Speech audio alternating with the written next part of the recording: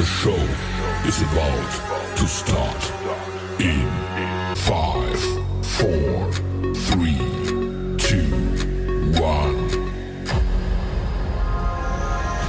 This is Don't Fear Grit with Rob Taormina. Marketing strategies and advertising technologies to help you build a better business. Welcome back to DFG. This is literally going to be our first guest interview of the season. As you guys know, I teased everyone, letting them know this is going to be a special season dedicated to guest interviews.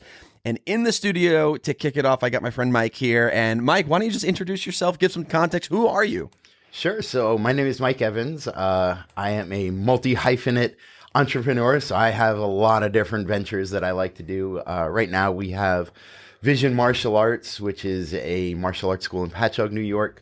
I'm also a massage therapist. So we have within the martial arts school, we have a massage therapy clinic, Massage LI, where we also do aesthetics, classes for people that want to learn about it. We have Forgotten Skills, which is a survival and community building endeavor that kind of came out of COVID era. And a couple little other things dabbling here and there, science communication, writing another book, and all sorts of good stuff. You're the classic entrepreneur, right? Yeah. You got bit by the bug and you're not going back. It's that Renaissance man, Danny DeVito. That's right. Rain Man. I don't have his money yet. Yeah. So here's a question, and this is the question that everyone always starts off with. So we'll just get this one out of the way. Is how did you get your start? What was your first entrepreneurial sort of experience? And then as far as where you are now, why did you get started? Why did you decide I want to get into, martial arts? I want to get into massage therapy. I want to get into survival skill stuff. What got you to where you are today? Man, so that is quite the path, ups and downs, lefts and rights. Yeah. So I guess the first thing I ever did entrepreneurially is I tried to start a martial arts supply business. Okay. It was just an opportunity that was there. I was probably 20 years old, took out a personal loan, bought some stuff, didn't know anything about business, and we went out of business instantly. Yeah. I did get some cool toys that were left over from that. Okay. Yeah, they're still hanging on my wall. From there, I just had some opportunities as I grew through the martial arts where at a certain point, my teacher wanted to retire from public teaching. He still does teach, but not as much publicly. So he left the school to a partner and I. We failed that business and we lasted a little longer. We lasted about a year. Okay. A year and a half. Yeah. I opened another martial arts school just by myself thereafter. That one lasted probably about 9 years until 2008, 2009 when everything collapsed. Our lease was up. Okay. Everything just kind of perfect storm. Yeah. I still didn't know anything about business at that point. So we went. But you're getting better and better and better with each new experience. Each time we got a little better. Yeah. And I had a student of mine who said, you know what? This is kind of my thing. We're not going to let you close. Here's a key. And he got a space where we rented a space in another martial arts school. Okay. It was this gentleman, Gene Monteleone. He's an Aikido guy. And one of the things that he did was he would bring in new martial arts leaders and he was an incubator for martial arts schools. So there was probably 6 or 7 of us teaching in his school at a time. So, when my student handed me the key, I still had to pay the bill. Yeah. It was that, wow, if somebody believes in me, all right, I'm going to do it just for you guys. And then one thing led to another. We started getting really good at it. I said, all right, I don't want to leave, my student who did this initial thing on the hook. I definitely don't want to hurt, Monteleone Sensei's business. So I better go learn at least a little something. Yeah. Went through a lot of mindset training. I used to be a very negative person. Oh, interesting. Oh, yeah. One of those, as soon as he said, I have this idea, my ADHD would kick in and I would project the 27 different reasons it wasn't going to work. Oh, wow. So through a bunch of mindset training, working with a lot of mentors and kind of working my way through the martial arts industry to this, at one point, I was the COO of the largest curriculum provider in the industry. Wow. So that close mentorship really took my weakness of that negativity and it let me say, all right, here's an idea. Yeah, I still have that initial little voice that says, what are those 27 things that are going to go wrong? But now it's, how do I shoot down those 27 things before they ever even come up so that I can go be successful? Yeah. So one thing led to another. We kind of made it up to COVID. As soon as COVID hit, we were one of the first businesses to close. Yeah. We saw the writing on the wall. We pivoted probably 2 days before the state shut down. We is that right? To Zoom. Yeah. Okay. And that went, I'm going to say well. I mean, that was, that was an interesting time in the world. Yeah, but at that time, you didn't think that it was going to last as long as it did. No, you thought it was temporary, right? Yeah, 2-3 weeks, we're good to go. Yeah. And then 10 months later, we're still closed. Yeah. When they finally did let us open, it was very small, 30%, then 50%. Yeah. So we were going kind of stir crazy. And, this is where we started getting into those other businesses. So yeah. If we can't be inside doing martial arts, Yeah. let's go outside. What could we do outside? And You have to get creative. Yeah. We started this. First, it was just like, go hiking and clear my mind. And then it was a couple of friends. Let's go hiking and clear our mind. Yeah. Then it was a couple more friends. And it was, remember when we were kids and we would start fires in the woods? Yeah. So we started starting fires in the woods. Amazing. That led to another business. Yeah. And then we went from there. Everything opened back up. We built the school up to a certain point, but we never quite recovered from COVID. We did okay. I think during COVID, we were probably one of the leaders in the country.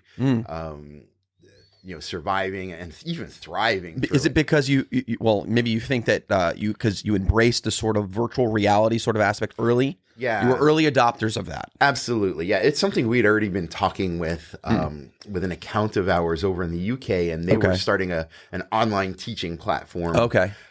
So it was kind of like, it's a good thing that spark was already there. Because when it hit the fan, we were like, all right, let's just pivot. We already have this idea. Right. Let's just go. Right.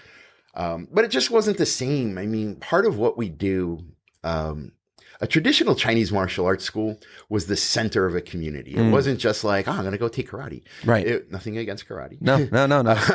But it was, they were doctors and healers and scholars that also taught martial arts. And they brought the community together in times of, famine and sickness. That was the hub. Yeah.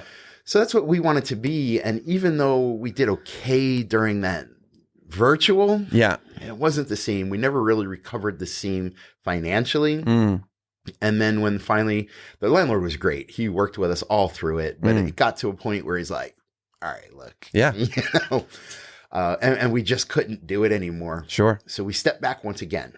My story is a story of failure, but I'm always, what book was I forget what book it was off the top of my head.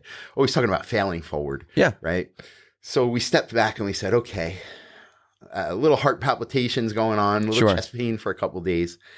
And then we got together and we said, okay, we can't go away with the martial arts. It saved my life, mostly from myself, so many times. Yeah. Changed so many people's lives. I said, all right, let's bring back the other things I'm good at. So we brought back the massage therapy. We brought in a partner who's an esthetician. So half of our school is set up for healing and wellness. The other half is set up for the child development. We were running the skills program. And even though I no longer work for the company, I do believe in the product so much. And we use it with our kids. Yeah.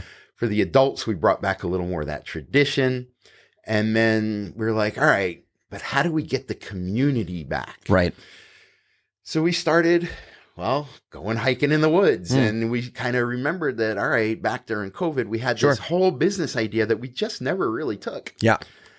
Met up with a friend of mine who's a biologist and runs Seed out in Brookhaven, New York. And they do wonderful environmental things. Yeah. And to me, I grew up as an environmentalist. I'm an East End boy. It was, you came home from school, maybe did your homework, and then you were off in the woods. Yeah. So as we chatted, he's like, oh, I love the woods here. And we started going out and doing things. And now we have these survival classes that we're running through Seed, but it's kind of re-sparking the forgotten skills thing that I do with the survival. And I used to call it primitive skills, but I was informed that that's not a nice way to say it. So now we're going it's with not PC? No. And look, I don't want to offend anybody. So now we're going with more like ancestral skills. Yeah. To us, it's survival. Sure. So you go back 2 or 3 generations. Yeah. That's just how they lived. Life was a fight every single day. So that's how I got where we are now. Fantastic. All right. Well, I love the journey, but one thing you said that I want to stick to right now a little bit is you quoted, making sure that you fail forward if you fail. And that's something that like lately I've been reading a lot of books on, mindset training, and a lot of the sort of like the common theme with a lot of the books is this idea of failure and helping people get perspective on it, because they look at failure as this you sort of didn't accomplish anything and now life is over in a way, instead of looking at failure as opportunity. In the sort of athletes world, in the sports world, failing is a stepping stone for them. Oh yeah. Whether it be the greats that everyone knows, like Michael Jordan and whatnot, failing, 70% of the time or 60% of the time when taking the shot, he looks at these as opportunities to get better. But a lot of people, they fall short of experiencing their success because they look at failure as the end point. And I love this. This is sort of like the fortune cookie sort of piece of advice. Is the true failure, I guess, the way that they're defining it is really when you give up, when you fall down, you stay down. Yep. But failing is you just get back up and you try something else. And so I'm interested as an entrepreneur. How important do you think that is? I mean, and I could sort of guess what you're about to say, considering what you just shared about your journey with multiple businesses, right? But for entrepreneurs that listen to this and right now are experiencing struggle, and they're looking at it like, I'm done. This is not, I can't do this anymore. Clearly, I failed, right? Sure. So what sort of advice would you give them as far as failure for entrepreneurs? So the first thing is, you didn't fail. The thing that you were trying failed. We can't let it define us. And that's something that I used to do is I'd say, oh, I suck and, I'm horrible and I'll never be good at something. And that's that old negative person, right? So when we realize, well, it wasn't me that failed. It was the thing I was doing failed. That provides me now a couple of things to think about.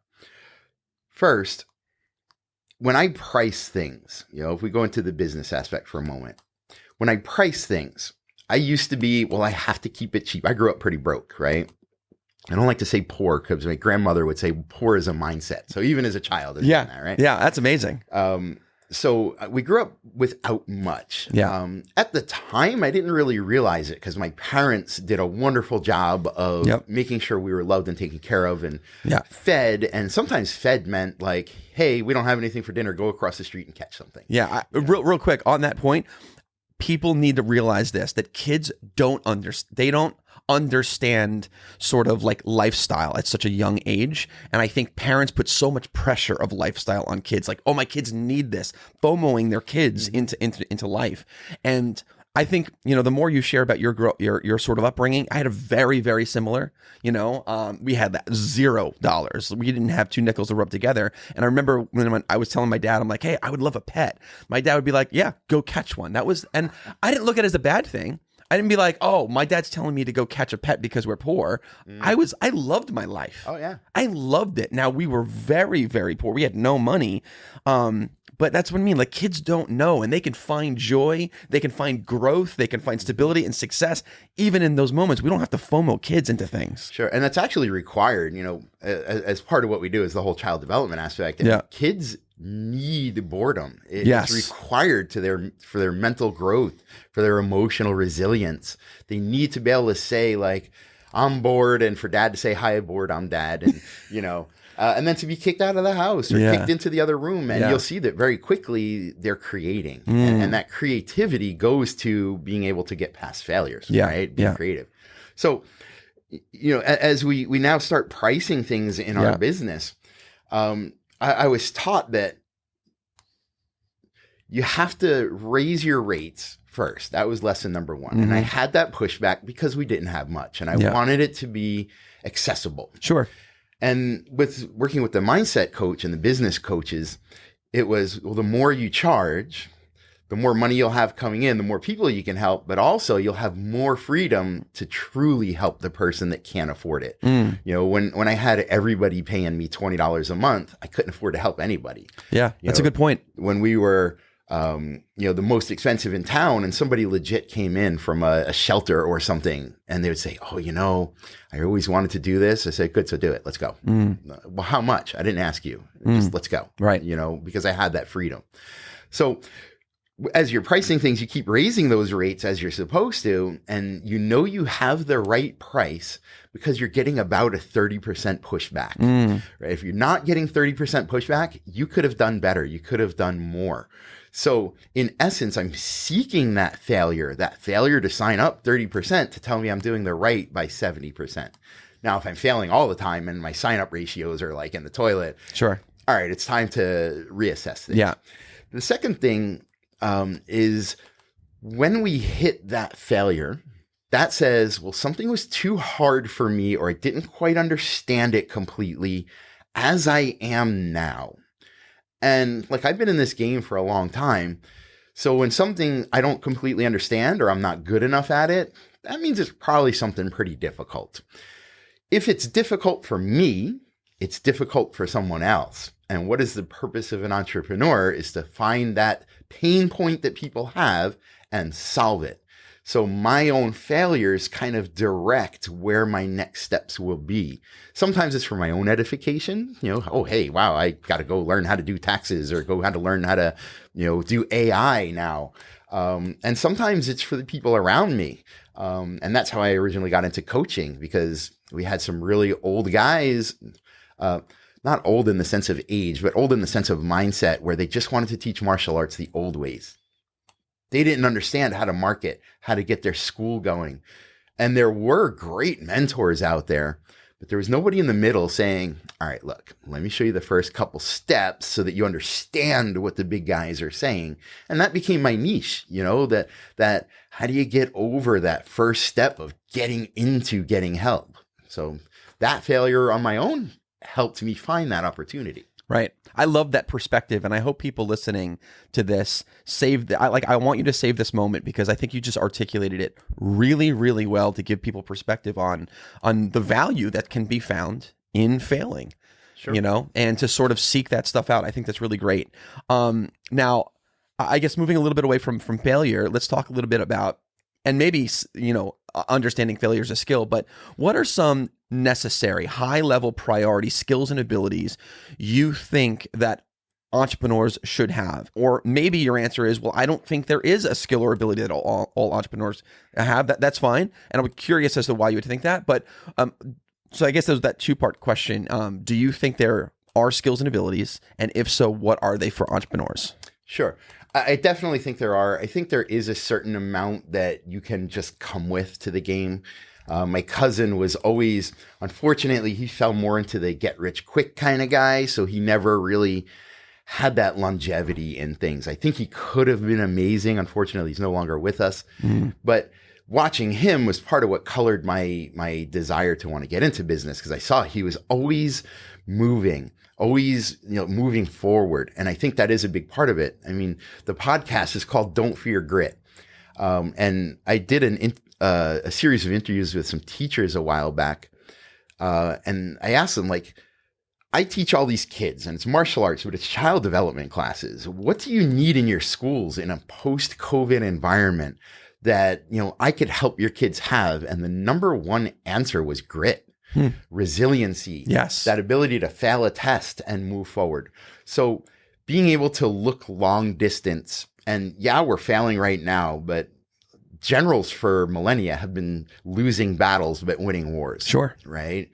So that ability to look long range and keep eyes on the prize. Also knowing, where are you now? In our survival classes, one of the exercises we do is we lay out all these different tools. There's a knife and matches and a compass and a water straw and all these different things. And we just ask people before we even start, out of all these things, what's the one you would take? And 90% of people say, oh, if I'm lost, I want the compass. And we say, fantastic. Do you know how to use a compass? Well, I mean, I can find north. I say, right. Okay. Yeah. So one of the first things you learn in land navigation is, in order to get where you want to be, you need to know two things: where you want to be and where you are right now. If you don't have that, the compass is useless. So in business, also, know where you are. Be very humble about looking at your own strengths and faults. Now, that doesn't mean you can't have an ego, because I think an ego is very important. We need to believe in ourselves, more than anybody else. Sure. But having just a little moment of humility, and this is where coaches come in. Yes. Helping us see those things that maybe we don't want to see. Sometimes. You're a big advocate of mentorship and coaching. Oh yes, that is. If I look back in my life, every time that something bad happened and I got past it, there was a coach there. Yeah. There was, I started off, I was almost wrote a book about my life, but I'm not that interesting. So like the first memories I have of a major setback is like I was probably 3 or 4 years old, and it's just very vague memories of being molested. But then I had like people in my life that helped me get past that and say, well, this doesn't define you. This is something somebody else did. From there, going and, if we fast forward, like I wanted to be an athlete. So I had a coach who stepped in and said, well, I know you're a fat body right now, but I'm going to work with you. And he brought me to the point where I was, after the Super Bowl, we're talking about this. I was playing football at a national level with PAL because he built us up like that. I went into the Marine Corps. This is going to be my career. Yeah. And I got hurt in boot camp. And at that time, they were kind of shrinking the Marine Corps down. So anybody that got a hangnail, they were out. So so like that plan failed, and I got lost. And I had somebody just in town that came by and picked me up and said, "Look, man, I know you're a little lost right now. Yeah, I'm going to teach you my business. Whether you stay in that business for now or forever, that's up to you. But you need to get out of your funk." Yeah. So like every time in my life that there was failure, there was a coach helping me get to that next step. Is that because, though, you were intentional of making sure you sort of were surrounded by people that in these moments could, in fact, advise you? Or this was just, it just sort of was by accident in a way that you surrounded yourself with people like this? That's an interesting question. I don't think early on that I was looking for it.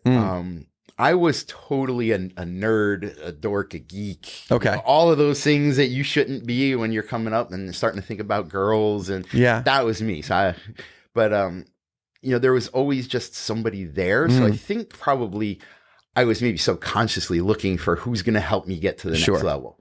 But it really wasn't until probably 2010. Okay. That I started going to business conferences and hearing other people talk about their successes and stories that were very similar, parallel to mine. Yeah. And that kind of sparked that, oh, this is how you did it. Right. Right. I noticed one thing that everyone has a story, right? Everyone. And as far as entrepreneurs, the more that I get to speak with them, whether it be on the show or in personal life and in my business career, I've noticed that a pivotal moment in all entrepreneurs' journey is they mention a conversation they have with another entrepreneur or another successful person, or a conference that they went to, a seminar they attended. And, it seems that if we would just humble ourselves a little bit earlier to bring that sort of support in, that we can sort of fast track, our success, and maybe avoid some of those, avoidable sort of pitfalls early on that discourage us, waste our time, waste our money, So here's the question for you. Do you think that having those challenges, though, help to shape us, therefore it's important for us to go through that? Or if we can avoid it, avoid it? So I wouldn't say necessarily go seek out failures. But I wouldn't say avoid them either. As we kind of look back at our paths, a lot of the things that we get challenged by are similar to the same things that other people are challenged by. Yeah. And as a teacher, one of the things I tell my students is, you will be better than me as martial artists, and you're going to do it in far less time because you have everything that I learned from my teacher over decades that I'm now condensing down. You have everything I've learned over decades that I'm now condensing down. You're going to get it all within 5 years. Now, will you have the experience and maturity and all that? No, that'll come. Yeah. But one of the cool things about humans is we learn generationally. So you mentioned being able to talk even just to another entrepreneur. Yeah. We all have it's our passion. It's our baby. We don't want to tell anybody about it because we might steal it. And I'm just not where I want to be yet. Yeah. But really 90% of any business is the same malarkey that every other business is doing. And one of the first friends that it really started leading me down this path, he said, you know what we want to talk about today at this big mindset thing is we're going to chop wood and carry water. And I said, what do you mean? And he's like, well, all the things you're doing right in your business are the passionate parts. And all the things you're doing wrong are just the things you never learned how to do, but we're all doing it. I'm going to show you how to track leads. I'm going to show you how to manage an employee. I'm going to show you, you know, so it was a big weight lifted off. To have that, oh, you mean I don't have to do it all alone? You know, entrepreneurship can be very lonely at times. Not everybody understands, especially those closest to us. You know, my parents were some of the first ones to try to talk me out of some of this stuff. They said, if you do it, we'll support you. But having a paycheck come in every week is really nice. Which, I do kind of miss that corporate regularity sometimes. But, you know, just knowing that even as we're working alone, we are not alone. Right. There's a coffee shop down in Patchogue where a lot of us hang out. And the gentleman that runs it he's a wonderful entrepreneur, a wonderful community member. And the space that he's created is such that you walk in and you look around and you feel the vibe. These are all entrepreneurs, a lot of students as well doing homework, but just being there and hearing the other snippets of conversation, you know, somebody and not listening in, of course, but you know, it's a public space and you hear like somebody has that little snippet of, oh, that's exactly what I'm here to work on today. It's just empowering. Knowing that even in my solidarity, what's the word I'm looking for? Solidarity? In my aloneness. I don't blame that on COVID brain or something, right? Even in my aloneness, I am surrounded by others. You know, it's like that mission of warriors all on a common cause. We each have our job and our duty, but we're all kind of going together. You know, there's a saying that I sort of like abuse. I abuse it, you know, with people that I coach, even my kids, and I say that the tide rises for all ships. And I think that one of the dangers that I think entrepreneurs get into is this idea that what I have and what I do I'm the only one, and I don't want anyone else to see it because then they're, like you were saying before, they're going to steal my idea. I actually wholeheartedly disagree with that mindset completely. I actually think you're more successful the more that you sort of bring people into sort of that journey with you. Even if it's people, and this is I know a danger, but even if it's people that are sort of in your industry, in your space, I think that you should actually come together. I think that if you can create market, you can educate market together. If you educate the market becomes bigger. There's more than demands for what you do because now you guys have come together and created a demand. And so, you know, that's why I feel like one piece of advice that I can consistently try to give brand new entrepreneurs is to don't sort of lock your business up like Fort Knox. Open up those doors and, in fact, take the initiative to reach out to other people in your space. And I'm not saying you have to become a partner with them. I'm not saying you partner with them, but definitely open that conversation and regularly talk because you guys can educate the market, like I was saying before, build demand for your product. You could just do a better job. And I think plus there's plenty of money out there to be made. Yeah, and I wholeheartedly agree. I didn't used to. But I do now.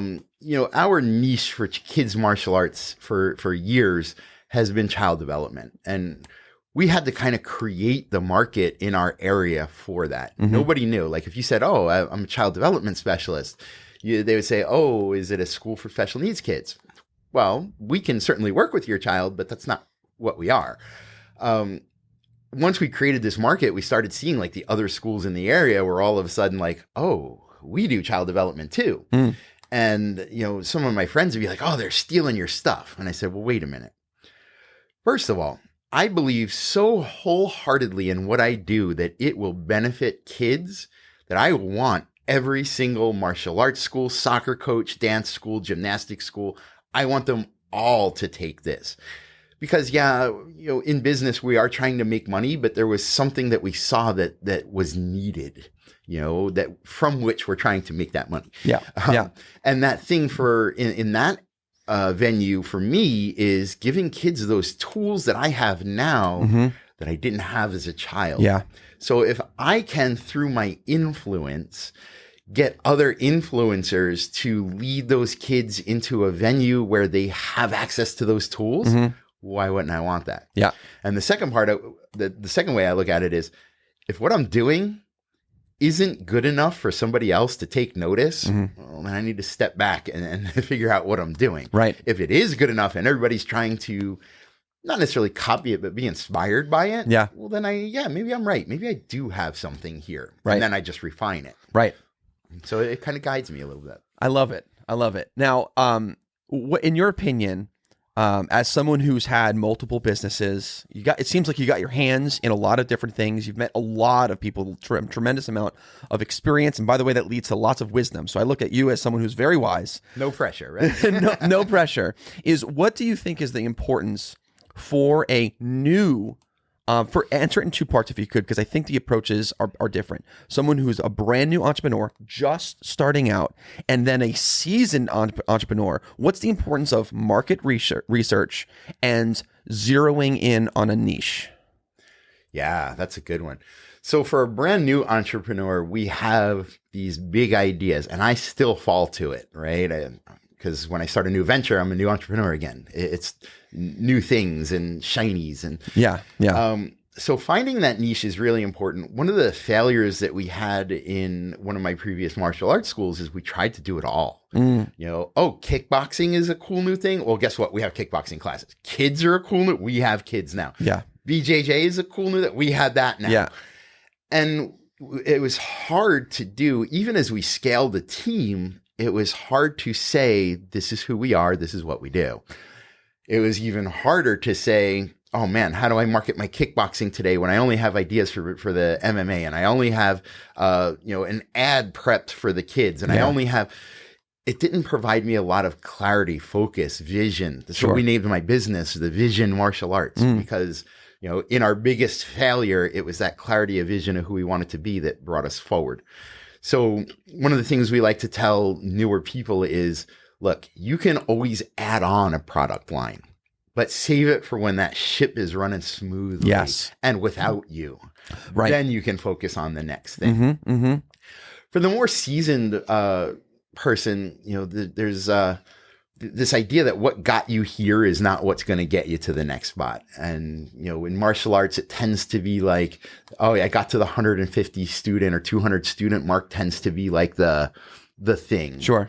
And you got to realize, like, look, when you hit that, what you were doing keeps you there because that's what got you there. Now all your percentages are bigger. So instead of putting on 2 students a month, you got to put on 20 students a month just to break even. Yeah. So it's that market research is going to allow you to keep a wide perspective. It's going to say, here are other opportunities. I mentioned I talked to a lot of teachers, and one of the challenges in schools is the things that they're preparing our kids for today. Half of that won't exist in 5 years. Most of it won't exist in 10 years. So we're preparing kids for jobs that won't be there. Now, we can shift that and say, instead of preparing for the job, I prepare the tools that will allow you to be successful in any job. Sure. And I think that's what most teachers do within the confines of their district rules and such. Sure. The second part of it is, once those jobs are gone, what's going to backfill it is things that we haven't even imagined yet. So by doing market research, and we do it all the time, I'm constantly asking just random people, and not just about my martial arts or my massage or my survival, just asking them in general, like, what's the challenge of adult life for you right now? Because we go back to, what are we really trying to do? Make money by solving problems. That's right. So my perspective tends to be, what do I have to do today in my business to be successful? Not necessarily what's Joe Bob over there trying to do so he can just get through his day. Right. If I could solve that, it makes it all easy. Yeah, there's a book. It's considered like the Bible of advertising, called Breakthrough Advertising. I don't know if you heard of it or read it. Right. It seems like anyone who's really been in business and especially embraces marketing, you've read this book. even though it was written probably, I think, about 50 years or so at this point ago, it's sort of timeless. And in there, as you probably are well aware, it has, what is it, the 5 levels of market sophistication? Yeah. Right? Now, one thing that I think a lot of new entrepreneurs don't understand is that they don't understand adaptability. They sort of get a little arrogant about their product and their service, and they don't understand how, when maybe as the market's evolving in the sense that there's now lots of competition, clamoring, right? And now your market, what's it called? Your market share is decreasing. That one way is to simply sort of just change a little bit, a small aspect of what you do. And why I'm saying this is, before you brought up, is that like, we're all doing what other people are doing or have done. We're not really inventing anything or much brand new. It's just a small little derivative here. How important do you think it is for entrepreneurs to be able to, number one, through market research, be aware, and then be adaptable? Is there a time and a place for having that ego and confident, no, I know what I have will solve the problem, and I'm trailblazing forward and I'm going to bully my way through it? Or do you think the most successful entrepreneurs say, hey, listen, I do have a product, but I need to be able to evolve as the market evolves with it? Like, what's your sort of take on that? Sure. So like, if we look at some of the biggest corporations that are entrepreneur driven in our lifetime anyway, we could look at Amazon. Amazon started selling books, and like right now they sell everything. And it became less about, hey, I want to sell everything, and more about, hey, I have this platform on which we could sell everything. Right. I don't think that when Jeff Bezos was sitting there, he said, wow, I want to sell books, and I want to sell detergent, and I want to sell tools. And he said, I want to sell this platform. Correct. And now so many, like my own websites run on Amazon web servers because I was just going to say AWS now is probably one of their primary streams of revenue, not even the products that they're selling. Right. So, the adaptability there was not, hey, I need to be able to do all these things. It's what else can I do with my thing? Right. Right. And if we now scale that back and we can now go into my business, it was, I want to help these kids. And in the beginning, it was, I helped them by teaching them how to throat punch a bully, and then I became a little more refined about it. And I said, well, okay, that doesn't really solve the problem. Yeah. Now I want to work with the bullies. And that was something nobody was doing. Nobody wants to work with the bully. I said, well, I want to solve the root cause. And that became, well, how do I do that? Okay, well, if I get into child development, now child development led me to, well, kids are not little adults. They have their own unique things, but adults are just big kids. Big kids. Yeah. We just have bigger toys, right? So now it's, all right, my products are all about improving people's lives. It's whether it's through the martial arts, personal development, child development, parenting classes, massage therapy, aesthetics, women's empowerment, learning how to survive when things go wrong, or even just the mindset behind all those things. They all tie together with that, the what's my why. I used to be part of the hustle culture until I learned about alignment. And now alignment is one of my favorite words. So that when you align everything to your mission, you do see other opportunities that you can then adapt to without losing focus. Sure. And I think that's the part that most people get wrong, is they lose focus as they go. Oh, yeah. All right. In line with that, last 2 questions here. The first one has to do with a question that someone asked. So I had put up a post and saying, hey, I'm going to be interviewing a bunch of people. What question would you ask? And so this is the hot seat moment. You never know. You never know what it is. All right. Okay. So the one question that I thought you would be really good for, and this is actually a perfect transition considering what you just said, is how, as a busy entrepreneur, because there are entrepreneurs and then there's ambitious entrepreneurs, right? I categorize you as ambitious because you're dabbling in a lot of things. So how, as an ambitious entrepreneur, this is what was the question, is how do you create a healthy work-life balance? Ooh, there's question of the millennia, right? Yeah. So part of it is you do have to realize that there are going to be times when balance is not static. When I was in college for massage therapy, one of the first things they taught us was the balance between Eastern and Western medicine. And in Western medicine, we talk about, we have homeostasis. Everything in your body is in balance and you're healthy. In Eastern medicine, we say, well, you are homeodynamic. You are on a seesaw and things, let me go into the camera for this one. Instead of being like, we're balanced and everything is perfect and nothing's going to change. Yeah. We're balanced. We're seesawing back and forth within a range of acceptability. Oh, okay.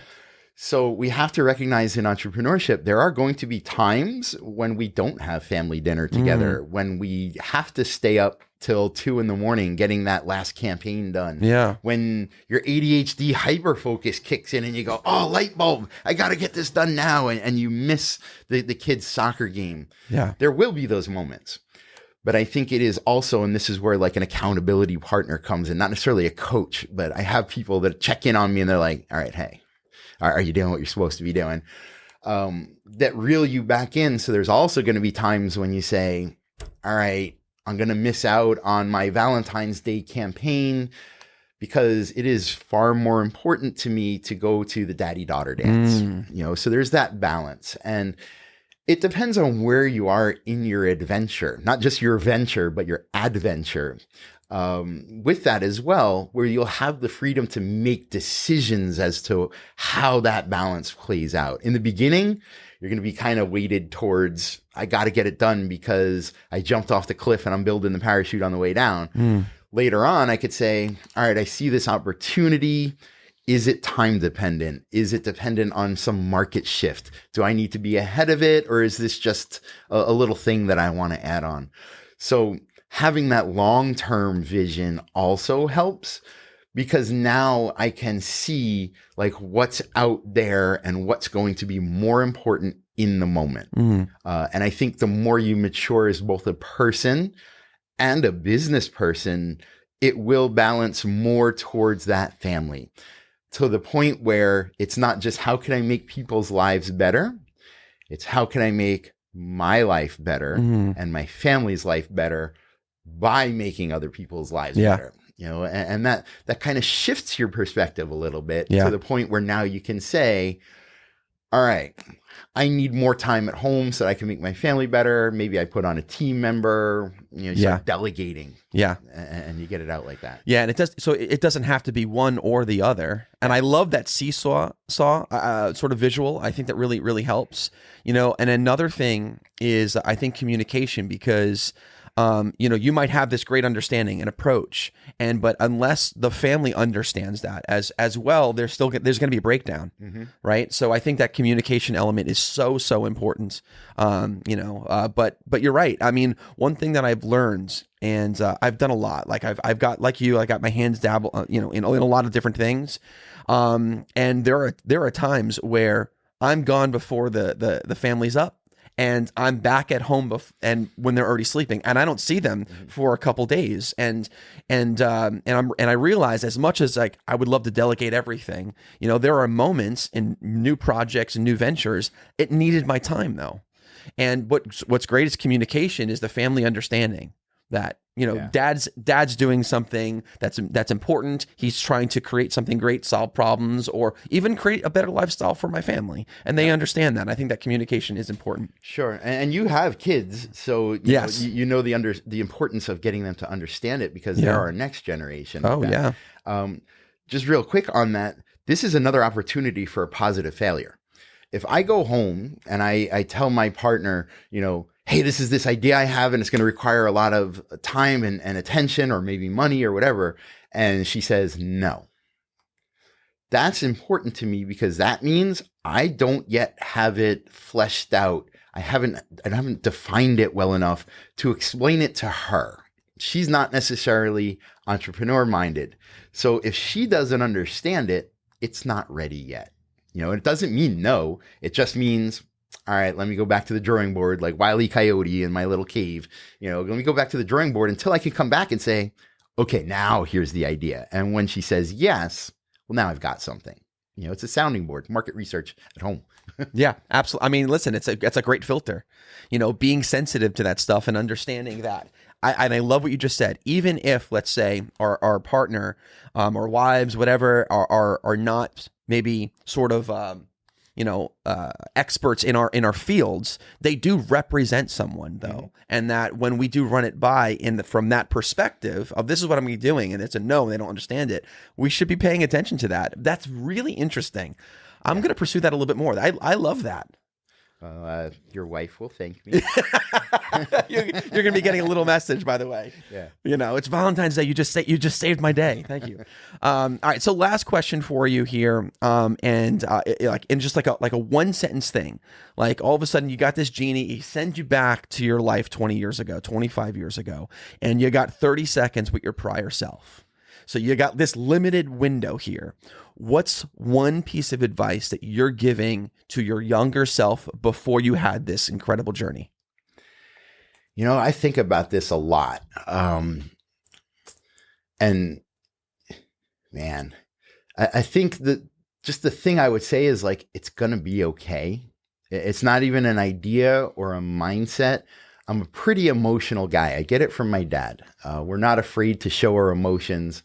And I'm sorry, but you know me, I can't do just one sentence.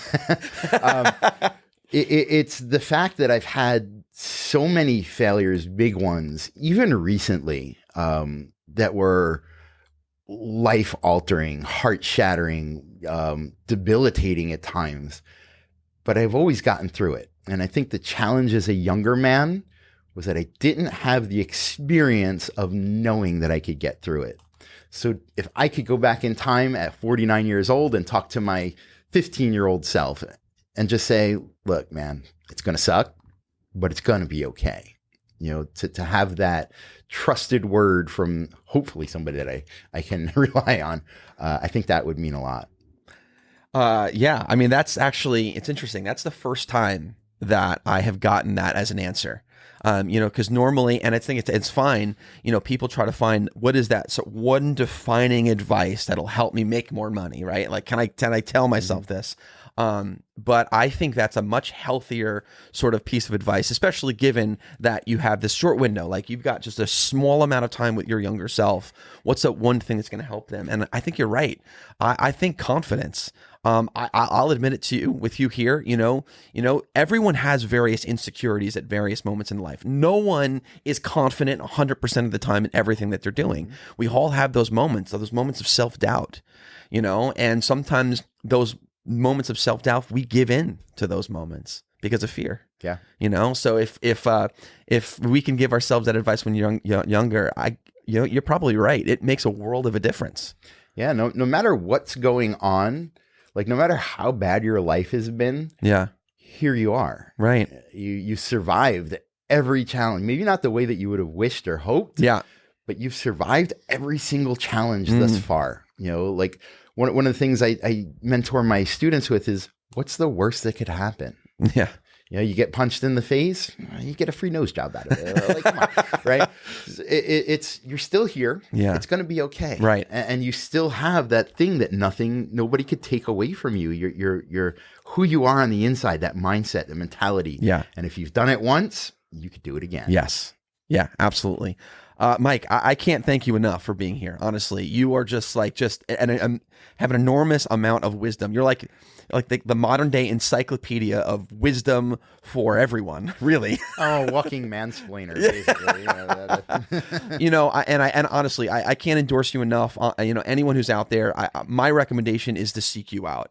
And because, just having a brief conversation with you, I know helps a lot of people because you do have a really profound understanding of things. And those that have an understanding have the ability to help people through stuff. And I think that's why you've had great success and you're able to do a lot of things and people trust you, in various elements, whether trusting you in the survival, trusting you, at your martial arts school, and that's because they trust your level of expertise. So I want to definitely encourage everyone to seek you out. Do me a favor, if you can let everyone know, how can they find you, whether it be a website, phone number, it doesn't matter. How can they find you? Sure. The easiest way is our school's website is notkarate.com because it's not karate, it's Kung Fu. Something my dad built for us way back in the day after I told him 20 years later, like, it's not karate, it's Kung Fu. He built us notkarate.com. Yeah, so you could find a school phone number, email addresses, all that good stuff. All that good stuff. And you operate out of Patchogue, but if people don't live in Patchogue, I'm sure they can still seek you out, right? Oh, absolutely. You know, we do projects all over Long Island, and it's a digital world. Yeah. You know, so hit me up. Yeah, very good. Well, there you guys have it. I'm sure a lot of you guys were inspired by Mike here. You learned something brand new, and you're definitely walking away like jazz right now. Because I am. I'm like, Yeah, I got work to do now. So definitely seek him out because he's got so much more to offer than even the conversations that we've had here today. We could probably talk for hours and hours and hours. And we'll definitely have you back again.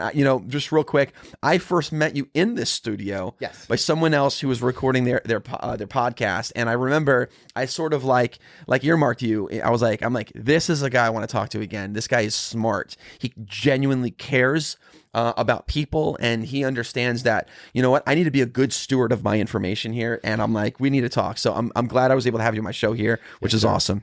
Yeah, and I love all the stuff you put out. I follow it. It is very impactful for me. So to have this opportunity today was wonderful. And it's definitely got my own gears thinking, not Awesome. just self-inspired. Awesome. Well, there you have it, guys. Thanks again for joining us. And until next time, guys, remember, don't fear the process and don't fear grit.